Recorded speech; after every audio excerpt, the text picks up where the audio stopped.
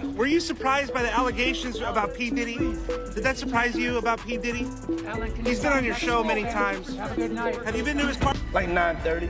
Really? That early? Yeah. I could make that. Yeah. But I could think of you of starting a party at like midnight. Like what time will it go till? That's a different time. My party? Yes, I am. No. No.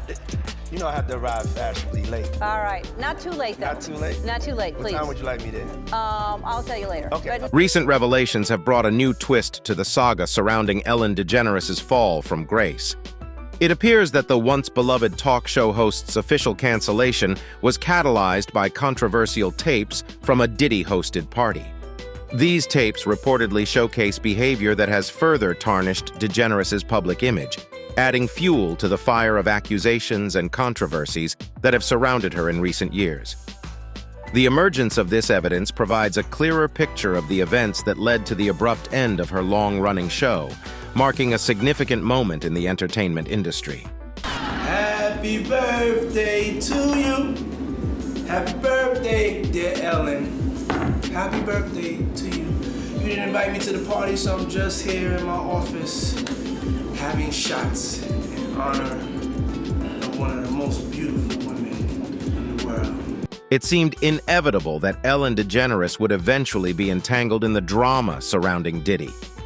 Recently, paparazzi caught her off guard with questions about her longtime friend, who is now facing serious accusations. Ellen appeared visibly uneasy when asked about Diddy's infamous parties.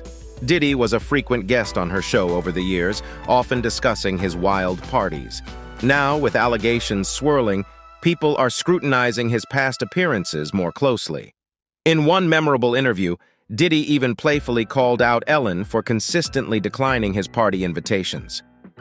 But here's where it gets juicier. Despite Ellen's public refusals, whispers suggest she did attend a few of Diddy's gatherings. However, these weren't the flashy, high-profile events Diddy is known for. Instead, Ellen might have been present at some low-key meetups at his place, where some sketchy and possibly illegal activities could have occurred. Adding to the intrigue, an unsettling video has resurfaced on social media, showing Ellen making Justin Bieber squirm by asking him some uncomfortable questions. With rumors circulating that Justin might have been harmed by Diddy and other big names in the industry, people are starting to wonder if Ellen had any clue about what was happening to Justin. brought a friend to Bora Bora? Yeah. And you're with your friend? Why are you putting me on the spot like this? Gosh. I mean, you can say, why can't you say you're dating somebody? I'm not dating anyone, though. She's just a friend? So what's the real scoop on Ellen and Diddy's friendship? Did Ellen actually attend those notorious parties? With all this information coming to light, could she end up getting pulled into the ongoing federal investigation into Diddy? Let's dive in. So tell me about your birthday party. Am I invited? Yes. Yes, you're definitely invited. I invite you to all my parties. You just haven't seen me show up. All right, let's talk about why folks are starting to see some similarities between Ellen DeGeneres and Diddy, despite being from totally different entertainment spheres. To set the record straight, Ellen hasn't been hit with the serious allegations that Diddy is facing, but she's definitely had her share of unflattering rumors. Some of the chatter about Ellen being the meanest woman in Hollywood is really intense. The thing is, both Ellen and Diddy have crafted public personas that seem quite different from who they might really be behind the scenes. Lately, it looks like the masks they've been wearing are starting to slip, giving us a peek at who they really might be. Ellen's journey began in the 1980s, doing stand-up in small venues around New Orleans and eventually gaining national recognition. Her first significant TV role was in the sitcom Open House in 1992. Although it wasn't a hit, it paved the way for her next project, These Friends of Mine, which was later renamed Ellen.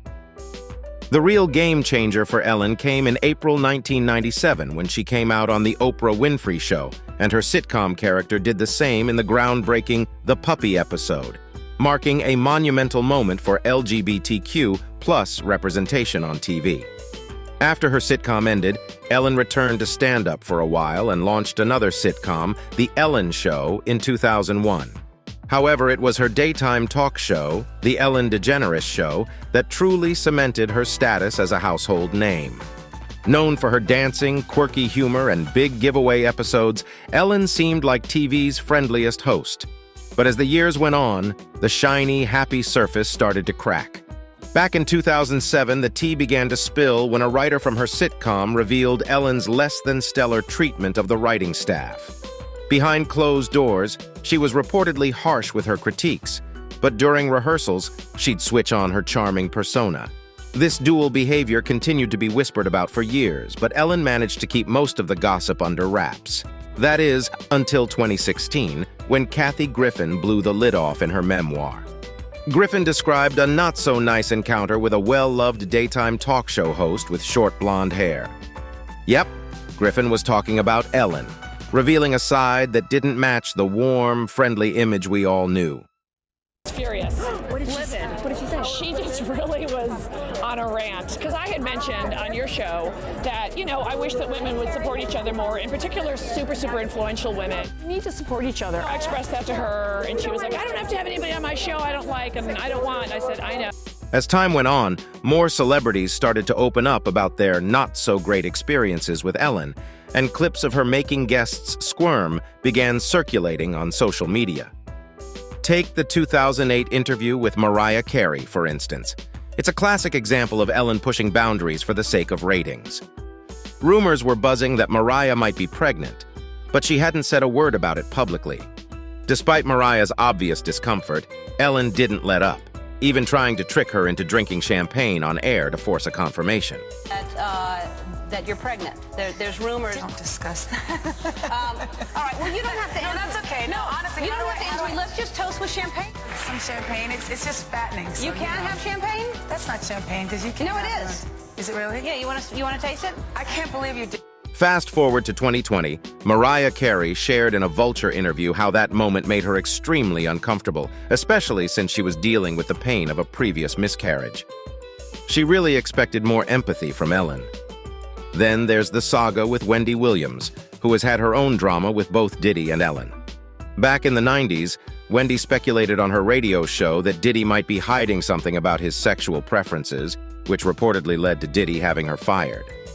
As for her run-ins with Ellen, they were notably icy.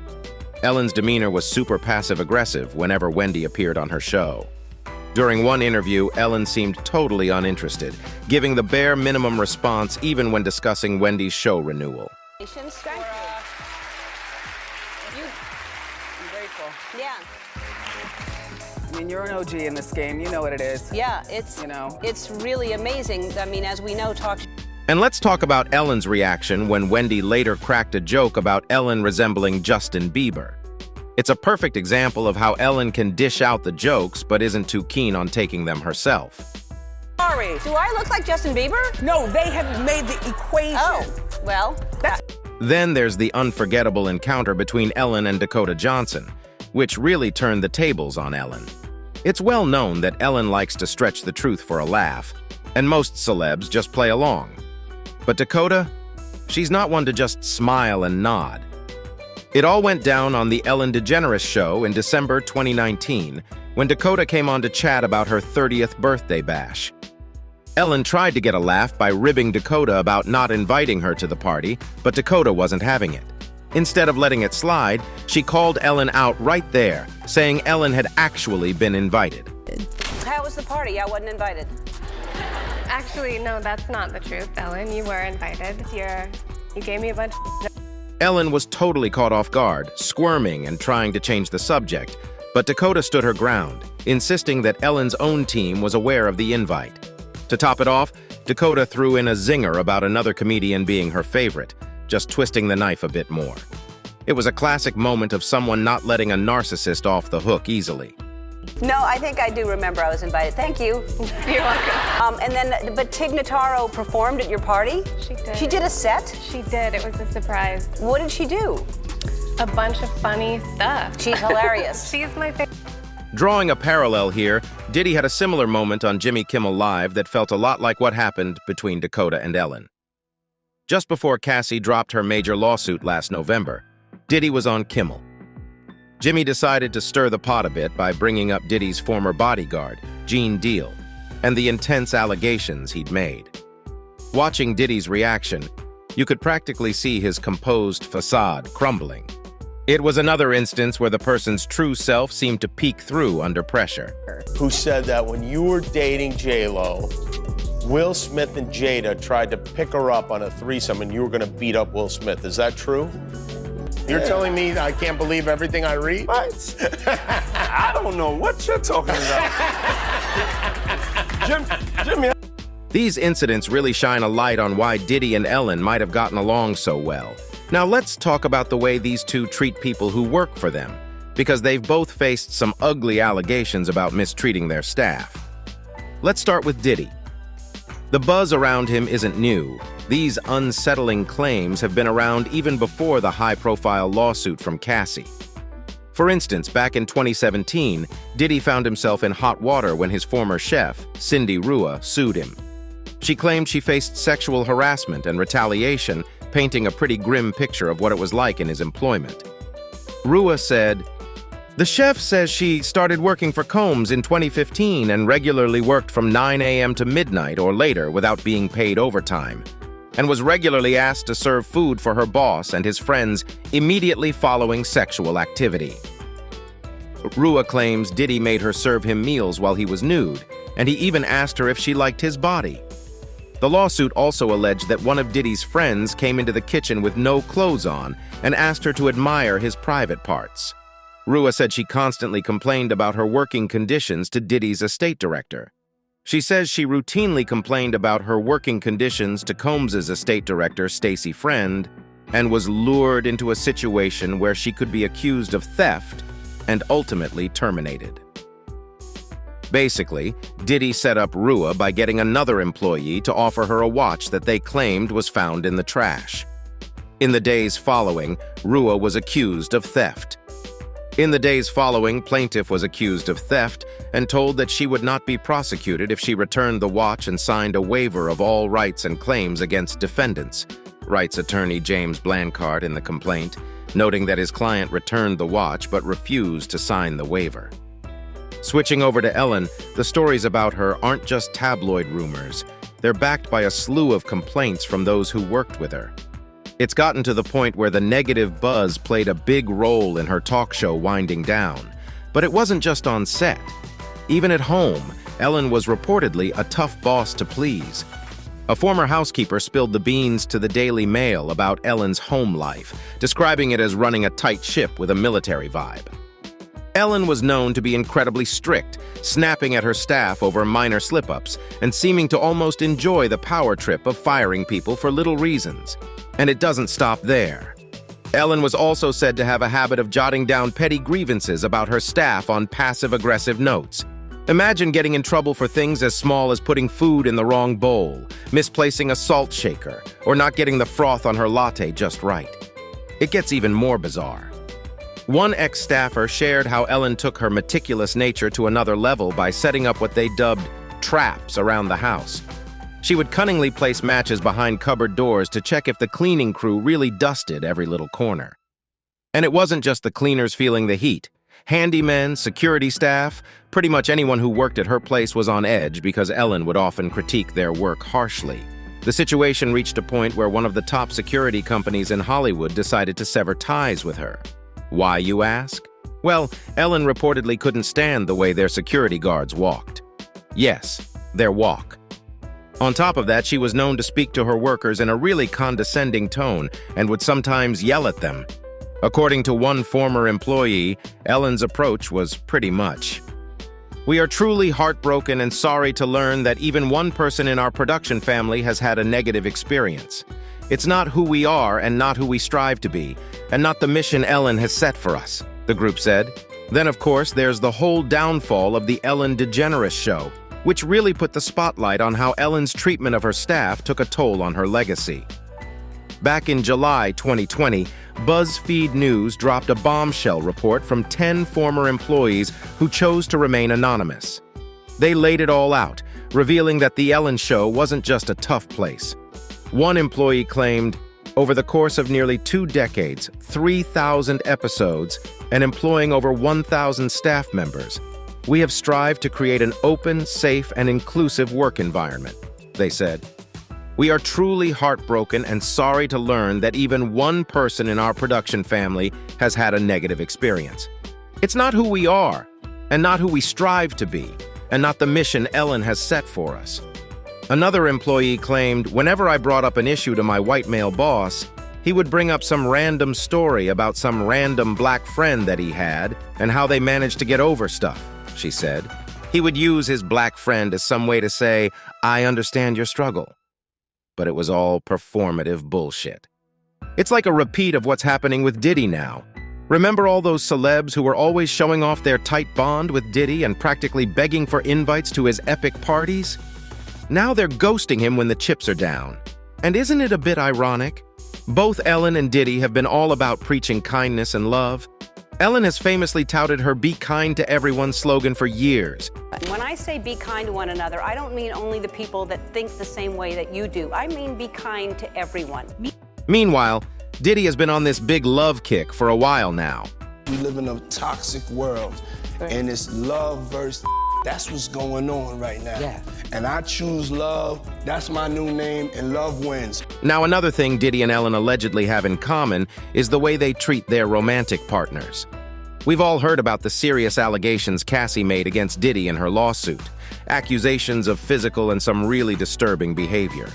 The lawsuit painted a harsh picture, claiming Diddy manipulated and abused her when she was 19 and he was 37. It also spilled details about substance abuse allegedly pushed by Diddy, messing up Cassie's life. One of the allegations against Sean Diddy Combs, the rapper and music mogul, is accused of and years of abuse in a new lawsuit filed by R&B singer Cassie. Cassie describing the music mogul as a vicious, cruel, and controlling man, saying she was trapped and held down by Combs. She's now suing him for what... Now, of the allegations against Diddy, the rapper and music mogul is accused of years of abuse in a new lawsuit filed by R&B singer Cassie. Cassie describes the music mogul as a vicious, cruel, and controlling man, saying she was trapped and held down by Combs. She's now suing him for what she says happened during what she's calling a cycle of abuse. According to the lawsuit, Diddy was running the show in Cassie's life, from her finances to digging into her medical records. Cassie spilled that an MRI showed memory loss, blaming it on Diddy's physical abuse and the pills he pushed her to take, especially loads of painkillers. Back in 2016, Cassie tried to cut ties with Diddy, and things got absolutely insane. The cops had to step in, but she didn't press charges because she was genuinely scared of Diddy's unpredictable nature. After their intense fights, he tried to smooth things over by showering her with fancy gifts, but the bruises on Cassie told a completely different story. He ended up hiding her away in hotels for recovery. Diddy was also accused of using Cassie in some seriously messed up ways, even getting her involved with other male escorts. She said that he beat her repeatedly, at one point kicking her in the face, and that later in 2018 he raped her. She also said he trafficked her by coercing her to have sex with sex workers in different cities while he filmed and masturbated. She tried to delete the photos and videos afterward, but Combs retained access, she said in the suit, at one point making her watch a video she thought she had deleted. Escaping this crazy situation was no walk in the park for Cassie. Diddy, described as a violent force, used his connections to cut her off from friends and family, instilling fear for her safety. She also alleges that, following a dinner in 2018, Combs forced himself into her apartment and raped her while she repeatedly said no and tried to push him away. Ventura says she ended the relationship for good afterward. But the thing is, this kind of behavior didn't just start with Cassie. There's a pattern here, as several insiders have noted that Diddy treated all the women he dated pretty much the same way. For instance, Diddy's former bodyguard, Gene Deal, shared that Diddy would sometimes get physical with his baby mama, Misa Hilton. Things even escalated to the point where Misa once had to hide under a car just to get away from Diddy when he lost his temper. Beat up till she got up under the... Beat up literally till she tried to run up under the car. Wow. Switching over to Ellen, the situation looks a bit different since there haven't been any allegations of physical mistreatment towards her partners. However, there has been quite a bit of buzz about how controlling and possessive Ellen supposedly is over her wife, Portia de Rossi. There's been ongoing speculation that Ellen was a major reason why Portia decided to step away from her acting career. The word on the street is that Ellen likes to keep a tight rein on things at home, which apparently included influencing Portia's professional choices. It's really no surprise that Ellen and Diddy hit it off. They seem to share a lot of personality traits in common. Diddy's been a frequent guest on the Ellen DeGeneres show over the years. 17 times! I've been on the show 17 times! As the spotlight intensifies on Ellen DeGeneres and her ties to Diddy's controversial world, the fallout continues to unfold. With each revelation and new piece of evidence, the once-beloved TV host finds herself navigating treacherous waters. The emergence of Diddy-Party tapes adds yet another layer of scrutiny, casting doubt on Ellen's previously untarnished image. That's it for today. See you in the next video. Until then, goodbye.